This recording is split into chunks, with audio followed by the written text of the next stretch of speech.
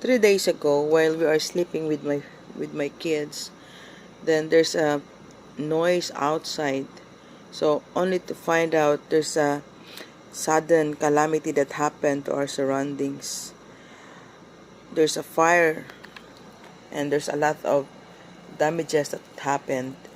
The following morning, I opened my book and I found verse in Proverbs 16 verse 6 verse 15. It says, "Therefore shall his calamity come suddenly, on a sudden shall be broken, in that without remedy."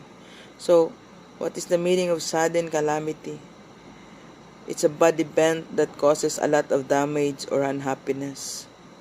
So that is what happened to our place. There's a bad event and caused a lot of damage and unhappiness to all of us here.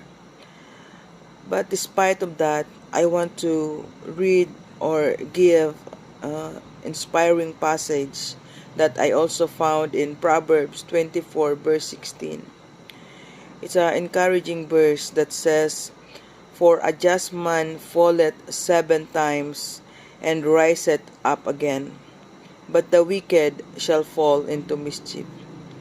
At first glance, this passage may not seem reassuring. However, the inspiration comes the one who is doing right. See, is not the end of the road. So as we can see, the one who is doing right is not the end of the road. Consider the following thoughts from this proverb. So it makes a difference how we are living when we fall.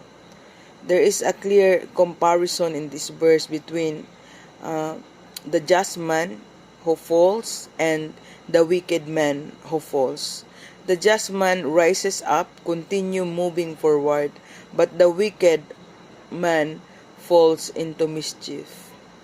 The encouragement in this verse is found in the praise "and riseth up again." The just man realized that failure does not have to be final, and the strength of the Lord, and for God's glory, he rises up and presses on.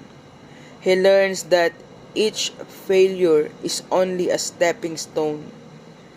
The fall may teach him or rebuke him, but he rises up a better person.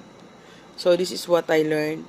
So despite of the calamity or sudden event,